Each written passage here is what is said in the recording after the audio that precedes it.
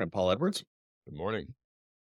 Welcome to the Tuesday workshop at the Thinker Business Accelerator community.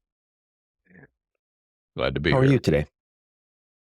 I'm well. I'm still nursing a bit of a backache, and I think I'm going to go see the chiropractor shortly after we finish recording. But for now, I am dialed in and ready to, certainly we would never go into a philosophical tangent on the Thinker Growth Workshop Indeed. podcast, show, video, journal, publication, whatever you want to call it. Sometimes it's hard to nail down. It's fine. Yeah, it shape shifts. So I know we're not going to do that, but we are going to discuss some very important things. And so what has been, I found I had quite a bit of mileage to think about our chat yesterday about the length to which you can bring the kingdom of God. And I did a post about it this morning. So I have that as one possible topic, but you may have another. No, I think that's great. I was jumping off from last week, this idea of mission to marketplace. And we were talking with Bernie, who's a member of the community. He has been a missionary, I guess would be a good term, for a number of years, and is transitioning back into the marketplace. I gotta fix these glasses. I look like an idiot. I mean, maybe I look like an idiot even. You're the only person who notices that, by the way. Really? Yeah. Golly, it's the worst. Maybe it's because I don't wear glasses. I can't tell if someone's glasses. I can tell if my sunglasses are off kilter, but I can't tell if another person's are. If my head is on kilter, my glasses are off kilter. And if my glasses are on kilter, my head is off kilter. See, if I put a level here right at the top of at the bridge or whatever it's called. Well, that's not really a proper level. You need to get one. I want you to go out to your garage and grab the real spirit level and have the bubble bounce up and down on it. Then we'll know. It's a massive one. To bring that out. This is actually a very appropriate intro to what we're about to talk about, because I think that the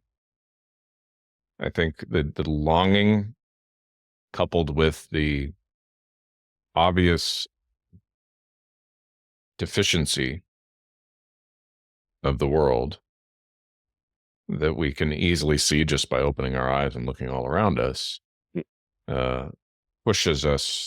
compels us towards this idea that somehow, if we just all got together and agreed on everything and worked really hard, we could bring the kingdom in its fullness. We could force the kingdom of God to come on this planet.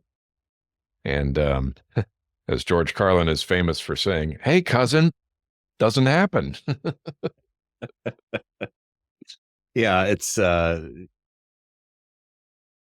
like that, because there is that tension. And as I'm looking at my glasses here, I see that they're off and it bothers me every time. And yet getting them back on quite right is either super expensive to get these, because my prescription is like progressive bifocals with who's it's what's it. As if that's more expensive to make than just basic damn glasses. They're all made by machines anyhow. So the off-kilteredness is difficult to fix. And this is every pair of glasses I have ever had has ended up in essentially the same condition. So it's almost like not worth doing, because it's never going to be perfect. Yeah. And I know that. And I'm hypersensitive to it. You, in your paradigm of the world, are not so hypersensitive to it. First of all, it's not sitting on your face. Yeah. It's sitting on my face. It really bothers me.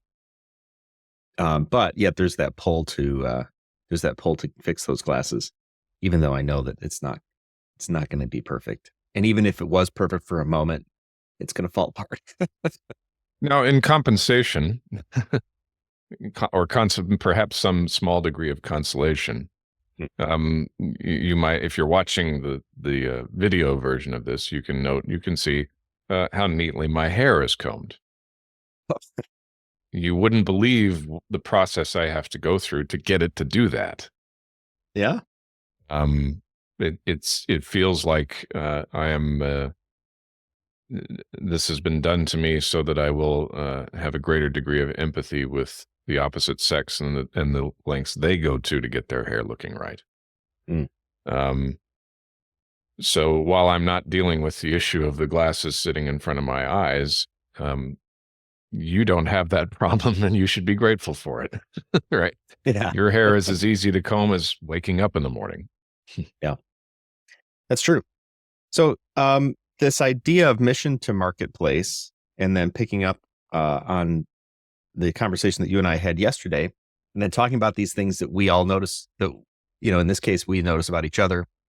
And we each are dealing with, because I would never consider it's been a long time since I've combed hair, but I never put much effort into it. Yeah. And now I put very little effort into it. Every couple of weeks I buzz the whole thing, and that's that. We each have our own things that we deal with in our individual circumstances. And I think from a faith perspective, we're trying to align ourselves towards some standard, which is, I think that the standards are something that, you and I agree on. Those baseline standards are something that you and I agree on. And then there are other things that we might not see eye to eye on. That's whatever. They're inconsequential in the grand scheme. It's like, oh, well, because we had time to ruminate on this, we found out we weren't eye to eye on it. It's like, if we didn't have time to ruminate on it, then it wouldn't have mattered. And I think there's so many of those things that we seek a certain resolution on, and we talk about, but they're not consequential.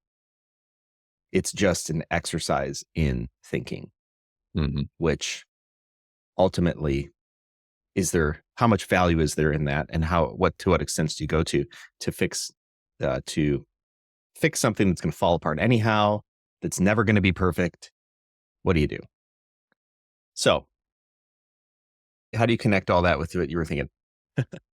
I think there's great value in thinking, but I think but here's thinking about any number of things. As long as you are willing to be experimental in your thinking, Okay. Versus, how's that? Well, just, using intelligence guided by experience, an awareness of history, an awareness of what are the limitations that have been placed on us. And this is the thrust of my post this morning. I think one of the best ways to understand this is to borrow the phrase that God describes when he first says to the divine council that he wants to create human beings. He says, "Let us make man in our image and likeness, and let them rule over the beasts of the field," like it. Our image and likeness. I was struggling to think of exactly what exactly does that mean? Because if we are made in identical image and likeness, then we're pretty deficient on a lot of these qualities that God has. And so obviously he's not talking about duplicating himself, but he is talking about reflecting himself. He is talking about in the same, and our friend Rabbi Darren Katz pointed this out, podcast episode I was listening to. He said, it's sort of like the reflection you see of yourself in a mirror, meaning that reflection smiles like you smile, frowns like you frown, cries like you cry, animates like you animate, but the reflection is not you. It's a residual image of you. Okay. Meaning at the same time as that reflection can very accurately render your physical appearance and movements and facial expressions, it hasn't got much to say about the decisions you have to make. or the creativity you possess, or the consequences, right, of your actions. For example, as I ended my post, I said that if you went to your reflection in your mirror and said, you're a young single person, and you said, "Who should I marry?" Your reflection's got nothing to say about it, and even less to say about it when you actually follow through and marry someone. The last person you can go to for counsel is your reflection, because he doesn't have anything to say. Mm-hmm.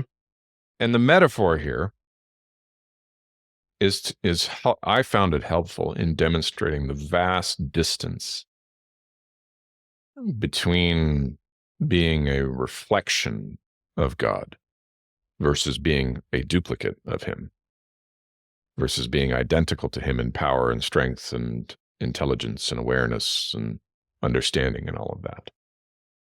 Now, of course, then we can compare ourselves further down the chain and say, to the beasts of the field and the fish of the sea and the bugs in the air and all of that. Yeah, the same vast chasm of understanding exists between us and them, relatively speaking, in a parallel sense. But what then if you go all the way back to the beginning here of what we were talking about and saying, now you want to say to people, it's time to bring the kingdom of God. We can bring the kingdom of God. We can enter into the presence of God. We can manifest the kingdom of God. And if we're talking to entrepreneurs here, right, we're saying you can manifest the kingdom of God through your business. Yes, in some ways, and in other ways, that's ridiculous. It's just, you don't even possess, you can't even begin to fathom the understanding or knowledge or ability or aptitude that he has. And so you can manifest a reflection of his kingdom. Yes. That's not the same thing as manifesting his kingdom. Yeah. So I think a couple things connect with me in that. One is the idea that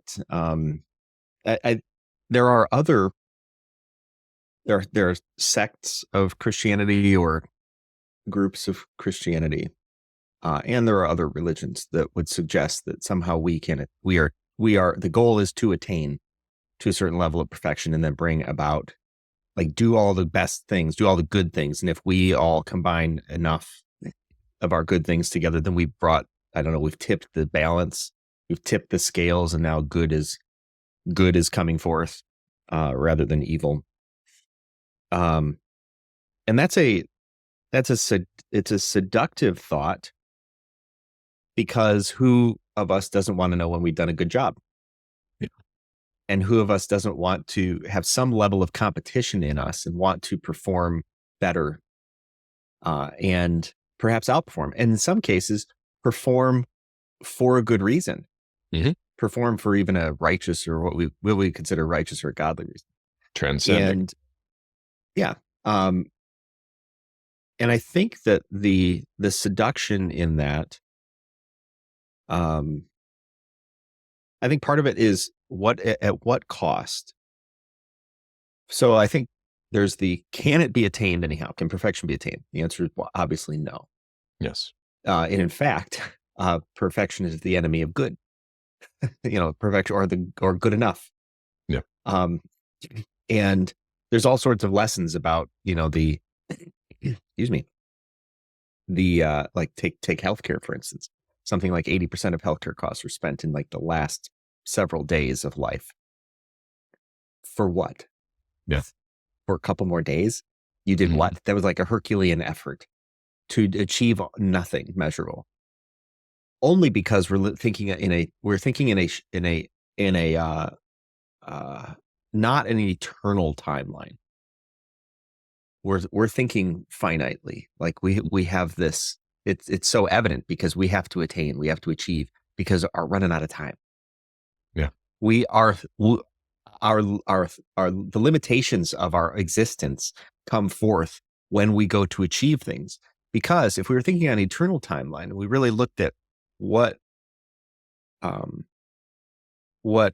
the evidence is, the evidence would point to, we each play our part and then we're forgotten. We just go away. And the vast majority of people do. And then some, for whatever reason, have names and legacies that really live on, and people would know them by name. Now, does that make everybody else's legacy unimportant? No, not at all, because it took everybody to bring that to bring about today. Took everybody in the past to bring about today. Like if a store stays in business because, by razor thin revenues, margins, they end up staying in business through a tough time. And I was one of the many, customers who went there during that time. Did I save that store? No. But did I save that store? Yeah. It was both, right? And it's really about what was the part that you played. Don't overplay the part that you don't overthink and overplay the part that you play, right? Do your part. Do it as best as you can, right? What the scripture would say, do as whatever you find your hands to do, do it as though you're working for the Lord, right? Couple that with another one. Man makes his plans, but the Lord directs his steps. We have plans, we have dreams, but you're not going to bring them about magically out of your own efforts. Yeah. If it is not, if it is not in the will of God. The in Philippians 2, there's a there's a great verse here. A little background. Right before this, it talks about every tongue's going to confess, every knee's going to bow, every tongue's going to confess that Jesus Christ is Lord. Now, because of that, work out your own salvation with fear and trembling. For it's God who works in you, both to will, so that he puts the intention there, and to work for his good pleasure. He wills it, he works it because he wants to, because he gets a jazz out of it. It's because it's, I used to do a good, I used to be on a bowling league, and I would, bowl with these guys, and it was a good time. It was a lot of fun. I'm not a great bowler. I don't really enjoy bowling, but I liked being with the people. And I would get a jazz out of bowling simply because of the relationships that I had. Yeah. And I think that's a lot like this verse. Does God, does he, would he go bowling with it? Would he go bowling with you? Well, not because he enjoys bowling, probably, but would he do it because you're there and you enjoy bowling? And would he want you to succeed? And would you in the presence of God be like, hey, I want to let me show you this thing that I figured out. Like, I'm trying my best. I'm doing my best. Right. Yep. And God's, they're just enjoying the relationship this time. Because if we then go into, unwind the clock into Malachi, there's this scathing review from the prophet down to the priests. Like, you guys, I'm going to rebuke you. I'm going to send a curse on you because of all of the things that you just are not doing. Like, you're not even trying. And not only are you not trying, but you expect me to, like, God's like, and you expect me to be doing something. Like, you don't even listen. And then you want my blessings? Fine. The blessings are now cursed. And it's like this reasoning process, right? And then it says, if I can find it here, I should moving around too much. 2:15. There we go. All right. Has not the one God made you? You belong to him in body and spirit.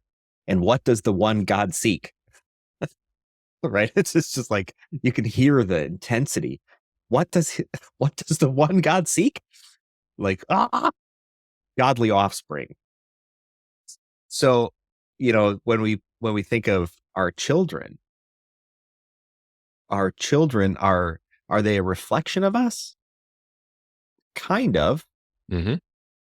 almost like emissary. What they say, does that sort of come back to what they heard at home? Yeah.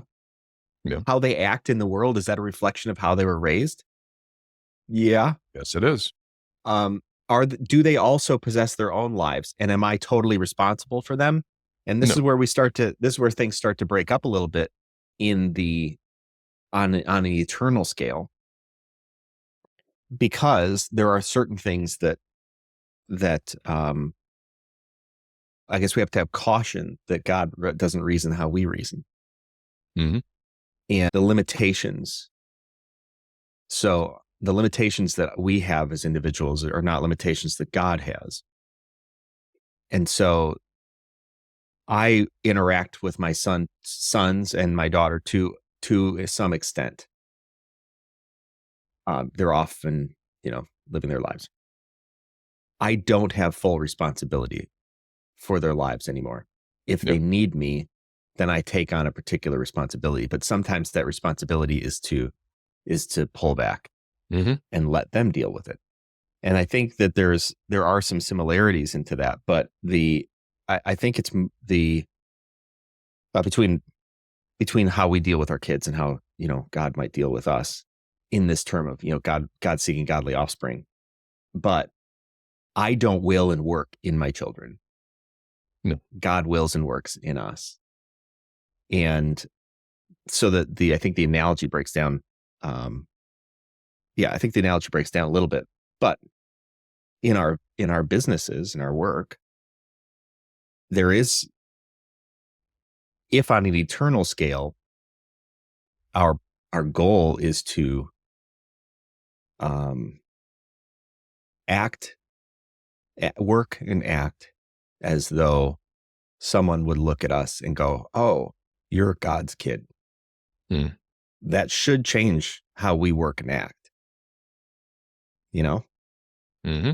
because like you talked about before, we are a we are a rep, we are a representative. If we are going to claim that we came from God's house, we better be acting. There should be evidence of it. Number Yeah. one, in our own selves, but there should be evidence to other people as well. And when we don't, God has every right to be all sorts of persnickety, Yeah. like he was, in Malachi. Like, what are you doing? You're Mm. supposed to be you even say that you're my sons and my daughters. What are you doing? Yeah. Get it together. And we have the opportunity to get it together, right? Like you spend more time getting your hair together, and I keep looking at this thing going, oh my gosh, I look like a hokey doke, but it is, it's an interesting thought to think about, because think of how churches have moved through too. Like, now we used to dress up in church, wear a suit or a tie. And, I remember having lengthy discussions in the church I was serving in maybe 15, 20 years ago. And the discussions were all about, should we, people aren't wearing suits and ties anymore. Should we wear suits and ties? And we were like, well, I guess we could wear sport coats, but we don't have to have ties. And I remember thinking, well, this is sort of ridiculous, but it's not. It's also not ridiculous. Yeah. There's a reason why we might do that. And it's to elevate and focus our thoughts. All right. It's no different than a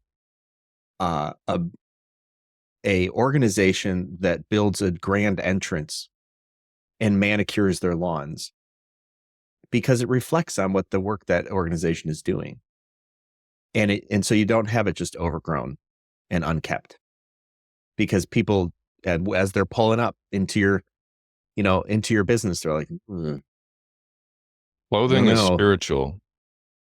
If I appeared on this show wearing a dress, I would send a message. Might not be the message you want to hear, but it is a message, right? Yeah, that's true. If I decided to wear a bikini, I'm sending a message. Yep. If I decide, forget the manifestly absurd. What if I came on this show wearing a tinfoil hat? I'm sending a message. Yeah. As I'm sending a message with what I'm wearing right now. it looks good. It's befitting me. It's a good color on me. It matches. It's, I'm wearing a layer. I'm sending a message. It's a very easy message for most people on this planet to receive. It doesn't bother. It doesn't stand out. It's nothing like that. And that's what I want to communicate. Mm-hmm. I don't want to be valued primarily for what I look like, but for how I think and what I believe and what goes on inside me. And the best way to do that is not to make a big scene out of myself, but to be heard even more than I'm seen. Mm-hmm. That's the message I'm sending. Subliminally, subconsciously. I don't consciously think about that. Probably the most I think about is what is not going to get people looking at me odd, like I'm out of place. Because I don't like doing that. It's my character and person. I mean, there are people out there, I'm not knocking them, like there's people out there who that animates them and motivates them, right? Yeah. And that's fine. That's fine. There are people who can get away with that. I'm not one of them. Right. Exactly. Yeah. Play your role. So if I was one of those loud, lively people who can wear, interesting outfits and get away with it, and people find it amusing, and they don't. But I don't want that. I don't want to be, and it always backfires on me. So clothing is spiritual, and it sends a message. Absolutely. And well, unfortunately, let's hit that for just a second, because sure. I want to unpack this idea of, okay, clothing is spiritual. That's a big thought that you glossed over. So, and I don't think everybody is attuned to what you're thinking. So let's maybe dig into that for just a little bit. Clothing is spiritual. Now, clothing, let's say, is, it affects our physical. We put it on our bodies. If we didn't have bodies, we wouldn't need clothing. The spirit is not physical. Mm-hmm. How could clothing be spiritual matter? Well, because of the yeah. Thing that comes I'm totally putting you on the spot, but you brought it up. Well, okay. So first of all, we are spiritual beings too. Okay. We just are encapsulated in a physical body, but our true identity, what is eternal about us, is spiritual. But because we've been made the way we are, we also have a physical body. And that physical body communicates spiritual realities. One of the funniest questions I ever heard put to one of my favorite rabbis is, why do men have nipples? We can't use them. They don't do anything, but we have them. It's an honest to God, it's a good question.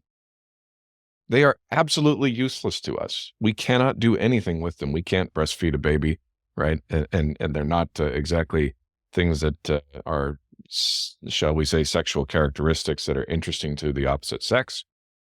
But we have them. So why?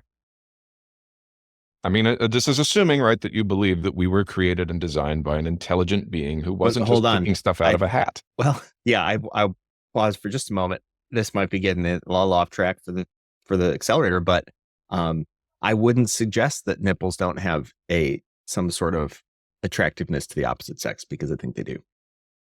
Well, that's for them to decide, not me, right? And I'm not suggesting that nipples. I think they might. I think they might think that we look weird. They probably do. I think they would. If my bride's most recent reactions to me are anything to go by. And I'm not. So here's the. I'm sorry, I'm raising the rhetorical question, not because I believe they have no purpose. Quite the opposite. I believe they do have a purpose, but it's not readily apparent. But it is there, which means we have to ask the question. And it's the same thing about clothing, right? We are spiritual beings, and we do wear clothes because we have bodies. And therefore, we have a choice over what kind of clothing we wear, especially in today's world. And the choices we make are reflections of what's going on the inside. In many cases, I think, in the overwhelming majority of cases, that might be a very muted, simple message of what's going on inside, or it might be complicated. Well, here's if I can tag on to that, to affirm what you're saying. when you're in a conversation with someone, you know when they're having a bad day. You know when there's just something real, there's something off. You know, Mhm. you know when they're angry. You know when they're happy. It just bleeds through into their communication, even when they're trying not to have it bleed through. Right? You ever seen somebody where it's just like you're like, "What's wrong?" And they're like, "Nothing." And you're like, "That's not true." Yeah. Right? Since we're talking about the opposite sex here, that's a great, Men do it too. The and it's a way to throw it away so we don't have to discuss it. Like, hey, this isn't here. But we can't, we are so integrated as people. Mhm. Our spirit, our mind, our body, we're so integrated that one does affect the other. Yeah. And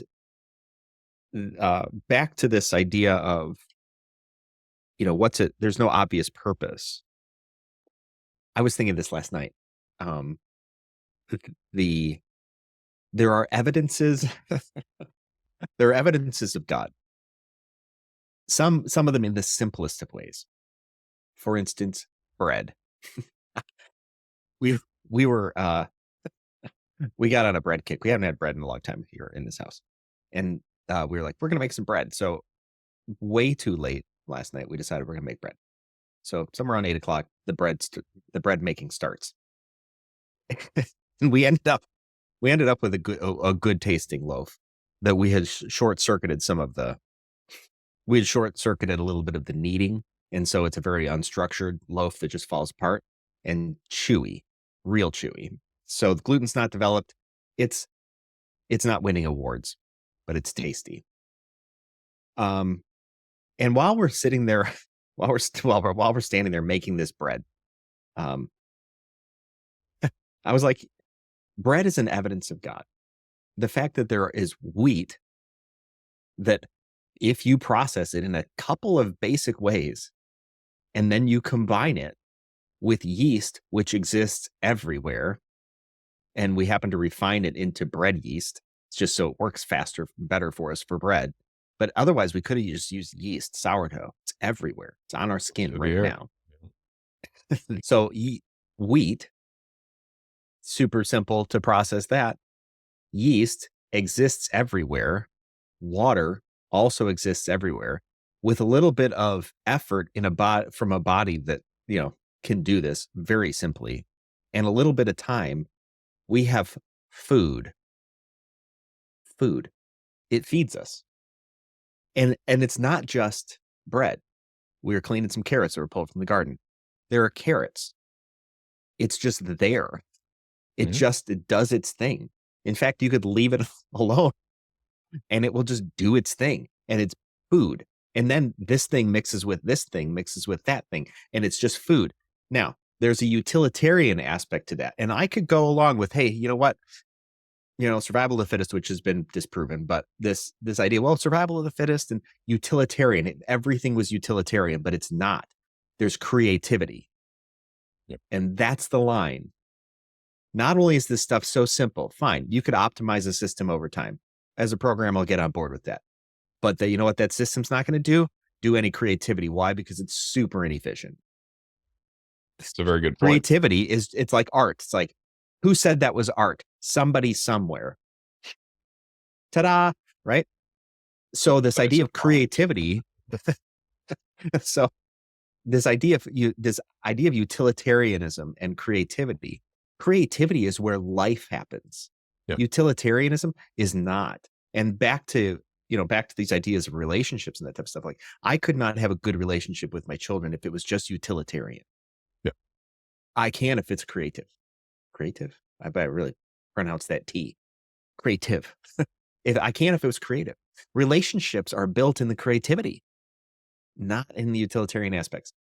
Now, if that's true, we're all integrated, spirit, mind, body, and then somehow, and I don't want to get on this rabbit hole at all, but I saw an article the other day about, you've heard of quantum entanglement, that I haven't somehow, actually, no. okay, well, quantum entanglement is basically that somehow um atoms can somehow reflect one another.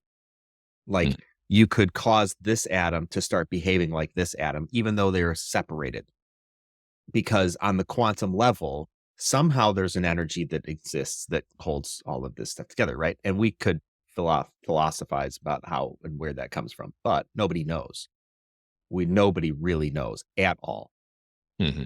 And someone was talking, they were thinking, whoever this research was, you'll have to Google it. They were thinking about neurons, that there's a utilitarian aspect to neurons and how they're formed and how they operate. It's very utilitarian, but it doesn't explain consciousness. Yeah. And then they thought, well, maybe, hold on, there might be actually something in the neuron, in how it's formed and in the cells, that actually might be quantum entangled with an energy that actually induces consciousness into a physical being that just happens to have utilitarian aspects of neurons that you can see form. Yeah. Like, you could watch it, but it doesn't explain consciousness. There's no reason for it to, there's no reason for all these cells to come together to create consciousness. No one can figure that out. Yeah. And that's the limitation of man. So we can dream about it. We'll never figure it out. I'm convinced of that. And I love the pursuit of it. And back when I was younger, people would be like, there was the science and faith argument. Science isn't compatible with faith, yada, yada. And I was always on the side of like, no, wait a second. If I believe that the root of all this stuff is a creator, then I say go harder, go faster, spend more money, because what you find at the end of the pursuit of disassembling the object, analyzing the object, which is all science is. We're just analyzing all this stuff. Dig deeper, pull it apart, get to the root of it. At the root of it, you find the creator. You always do. Mm-hmm. That is the rule of anything. You find how it came to be. So go, fine, do it. Don't be afraid of that. Put in more effort. And it's because I know as soon as you think you found out, like, great, we have neurons. Okay. That doesn't mean anything. Yeah. Oh, there might be quantum entanglement. Great. A theory that we can prove with some math, and we can kind of prove it with evidence, but we have no idea how it works. And we have no idea how to measure it. Like, the joke I recently heard was that a scientist said to God, we figured out how to make our own human beings, so we don't need you anymore. And God said, really? I'd be interested to hear about that. And would you be okay with offering a demonstration? And the scientist said, sure. And he starts grabbing some dirt to make the man. And then God says, you got to make your own dirt first. Exactly. Whose idea was the dirt? That's the problem. Yeah. Well, and this is why things like AI and whatnot, I digress. Things like AI, we will not achieve what we consider to be generalized. We will achieve generalized knowledge, but never generalized intelligence, because intelligence implies that it knows why it's doing something, and that requires consciousness. Yes. Not only consciousness, but it also requires a level. This is real interesting. I think it's really interesting. Other people are like, this is not interesting, but I think it's interesting. It requires a level of selfishness, because it's like a dog, for instance. A dog does not understand. It has no sense of self. Yeah. And I don't mean selfishness in like, I'm stuck on myself. It's just an understanding of self-awareness. But before that, just being aware, you have to even know that you exist as an independent entity. And that requires selfishness, because I can pull away and I can do things for myself. Right. So it's not, I don't mean selfishness in a negative term. And maybe there's a better term to use. Someone can correct me. But a dog has no sense of self, which is why it can look in a mirror and bark at itself. It can go to a television and not understand that dog is not actually in there, or a rabbit sitting in a TV. It doesn't understand. It could have barking right on a video, and the dog starts engaging as though something is going to happen. It has no idea how any of this stuff is not right here, right now. Yeah. a dog, veterinarians will talk about this as well. A dog that needs head leg amputated spends no time thinking and mourning its leg. It just starts to get up and do stuff. If you did the same thing to a person, that person may never emotionally recover. Yeah. But if they do, they'll need a lot of work. And it's like you require a ton of effort. Yeah. So the human beings are our ability. Part of the evidence of our consciousness is our selfishness. And it's not to say the dogs aren't conscious. They are, obviously they're conscious, but for them to affect, but humans are affected and affect reality in a totally different way. When there's a increase in the local population of wolves in a certain agricultural area, and the wolves begin attacking the sheep belonging to the local farmers, we don't hold some kind of symposium on making the wolves more civilized and teaching them sheep are friends, not food, right? And That's if we true, did, the yeah. wolves wouldn't attend, and if they did attend, they wouldn't understand, and if they, you can take this ad nauseum. The wolves are just doing what wolves do. They'd be angry that we locked him in the chapel to give him a speech. So They'd we start pull out a eating couple us. of shotguns and blow them away until we've controlled the population. That's what we have to do. You know? It's not the nicest thing in the world, I know, but think about how the sheep feel. We love the So sheep. wolves and sheep are affected by and affect their environments in very myopic and restricted ways according to their programming, but we can override our programming. And that there are good things to that. I think probably one of the best ways to understand the limitations on reflecting God is summed up by understanding that as much progress as we might make towards becoming more like him, that progress often masks what hasn't changed. And as an example, this I shared on a post as well this morning.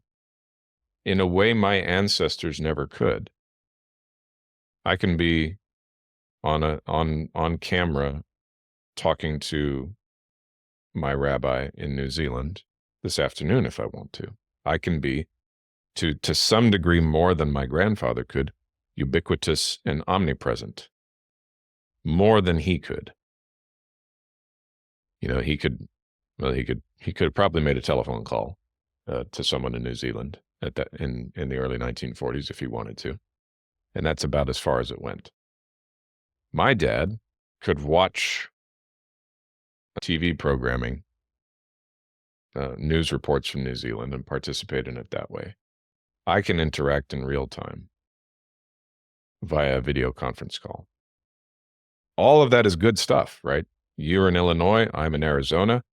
We can't have this conversation the way we do without that advance. But let's not forget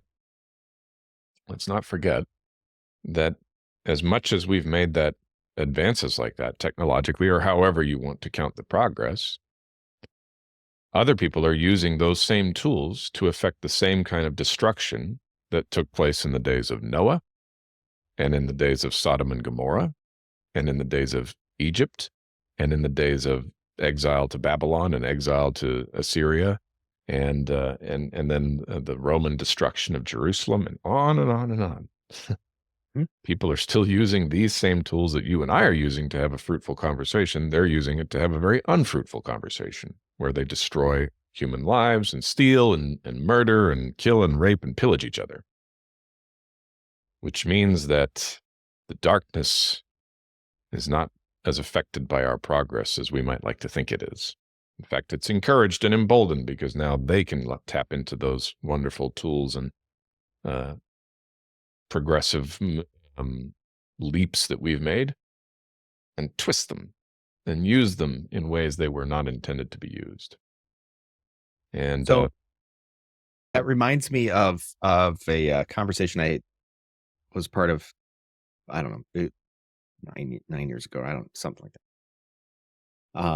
with global missions work, and we were talking with an ex um, employee slash director of Apple who had worked with Steve Jobs and knew him quite well, a number of years. This gentleman was Christian, and he was talking about how the spread of the gospel, the spread of the Bible specifically around the world, we were nearing almost 100% penetration of internet availability around the world. Places that don't have stable power have stable internet. Yep. And he was talking about how, if you look at the internet, the percentage of, let's say, porn that's out there, significant. It can be used for not good things. However, he said, how the only way that we're going to make the Bible available, he said, no one would have seen this coming, but the way the Bible be made available, the gospel says everyone's going to hear, everyone will have the availability of hearing, right? It's going to be available to everybody. How do you do that? You do it with global internet, and we're almost there. And the cell phones in third world countries, all these cell phone providers were putting up super low cost cell phone towers.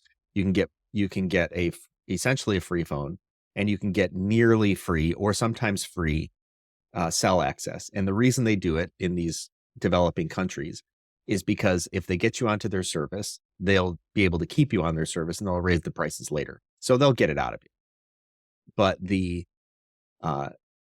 it's literally a couple dollars. I was in Albania for a little bit, and it's literally a couple dollars a month for the same cell and internet service that we would get here in the States. And we'd pay like, 150 or something like stupid like that. Yeah. But the point that I see in this is that technology, back to, okay, what are we going to do to bring about the kingdom of God? Well, stuff's just going to happen. People are just going to, like, Elon is not putting Starlink up, the global internet access would be satellites to spread the gospel. That's not his point. Can we use that? Can we use it for that? For sure. Will it be used for that? 100%. So it's, I think sometimes we're not going to do certain things. We are going to develop certain things just because we want to. We're creative beings. Do it. Right. But we can also use some of these things that are not explicitly designed. I think that's the idea of, okay, what are we going to do to bring about? How are we going to express what's happening in our spirits, but now bring it out in the physical world? If we can use what's available and use it as though you're working for the Lord, as though you're a son or daughter of God. Use all of it. As like, if you were, I don't know if you cook well or not. I'm guessing you are a reasonably good cook. Pretty good. Yeah. If you're like, man, I'd really like to just make my wife feel special, and I'm going to cook her a nice meal. You might follow a recipe, but you might add your own flair. It's not necessary to add your own flair, not from a utilitarian perspective, but from a creativity perspective, because you can. Because you wanted to express what's happening in your spirit. You wanted to express that out in the physical world. You might be like, hey, I invented a new dish. And maybe you did. Why? Because you wanted to. And that's enough. Yeah. And the things, and that's why I think, okay, this back to, mission to marketplace. The mission, we know how to measure what's happening in mission field. But when we bring that to the marketplace, sometimes it's like, okay, well, how do I know if I'm really working out? It's like, you are. Am I really working out my salvation in this mission, in this marketplace? You are, because it's happening in your spirit. Attend to your spirit. Definition. It will come out of your body. That's just, it's just what's going to happen in ways you don't even know. Just as you could find, somebody's upset, like we talked about before. Somebody's upset, and they're even trying to mask it. If you really are if you trust, if you trust that God is willing and working in you for his good pleasure, and that things that are meant for evil are also available for good, Yeah. and you can go about using them, God certainly does, Yeah. right? And we have power and authority to do that, and we're called to do that. Then get about being creative. Yeah. Um, and use what's available. And I think that also gets into why we require God. We require the power of God to transform us, because we cannot see the spiritual realm as we can the physical realm. We cannot affect the spiritual realm as we can the physical realm. Because of that, you know, we exist in this physical space. Um, anyhow, That's we're running true. up on we're running up on our time here. I For think this the is a great time just to mention what Larry talks about in The Hope of yeah, War, right? tell us. Because if you can find it in Vietnam, in a sweaty, Mhm. putrid jungle full of screaming and death and dead bodies and being hunted by a vicious, merciless enemy, if you can find it in, he tells this story of being temporarily in the hospital. He wasn't injured by a bomb or anything. He had to have a minor surgery. But he was in the ward there with people who had been blown in half in some cases, or napalmed. If you can find hope there, if you can seize upon the occasion, as Larry did, right? He said, I volunteered to change bandages because I could walk and I still had all my limbs. I was just recovering from a minor surgery. If you can find it there, there's nowhere you can't find it. It's the same thing as what you hear when you read about, what's his name now? The doctor who survived Auschwitz, Man's Search for Meaning. Viktor Frankl. Viktor Frankl. And he said, if you could find meaning in Auschwitz, you can find meaning anywhere. And how much more than if we're just, a couple of regular old American boys running a business. We can find hope. We can find meaning. If you're running a business, if you're starting a business, if you have an idea that you think could help people, then just roll with it and trust innately and intuitively and on every level possible that you are reflecting the glory of God simply because you're being creative and innovative or redemptive or restorative, right? So not all businesses are necessarily what we would call innovative. Some of them are restorative. They're bringing back a standard that used to put a smile on people's faces and it went downhill. But no matter what, right? Each of us is reflecting. Some of us are reflecting God's scientific brilliance, and some of us are reflecting his linguistic brilliance. Some of us are reflecting his artistic brilliance. Some of us are reflecting his intuitive and emotional brilliance. But we're all reflecting his brilliance. And so if you've got this idea, this business, or this thing that you're doing, and you believe and can see that it has tremendous ability to impact and change another human life for the better, for the glory of the one who created you, then the right place to be to carry it to the next level is right here in the Thinker Growth community. Listening as you have been or watching faithfully to the Tuesday workshop, the next step is to become a member of the community and to put your idea out there and test it before you actually get it out in the marketplace where you could take a real beating for it.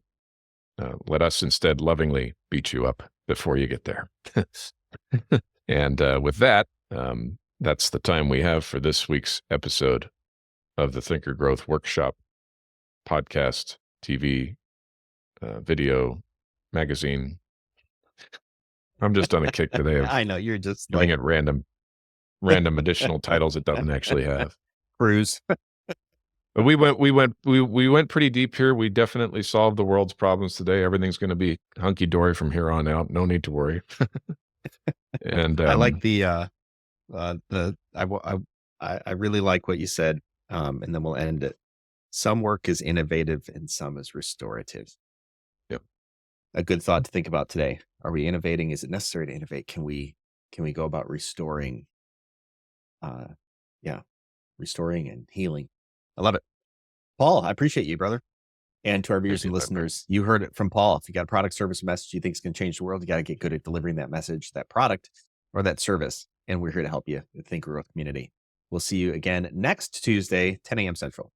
Shalom, shalom.